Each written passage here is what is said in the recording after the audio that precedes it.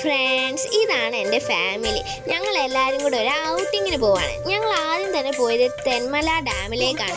നല്ല വെള്ളച്ചാട്ടം, നല്ല രസമായിരുന്നു അവിടെ നിന്ന് കാണാനായിട്ട്. ഞങ്ങൾ പിന്നെ അവിടെ കുറേ കുരങ്ങനെയൊക്കെ കണ്ടു, പിന്നെ മ്ലാവിനെ കണ്ടു. ഞങ്ങൾ മാൻ പാർക്കിൽ പോയപ്പോൾ മ്ലാവിനെയും പിന്നെ അവിടെയുള്ള നല്ല പുള്ളി മാനിനെയും കണ്ടു. ഞാൻ ഇതുവരെ മാനിനെ കണ്ടിട്ടില്ല.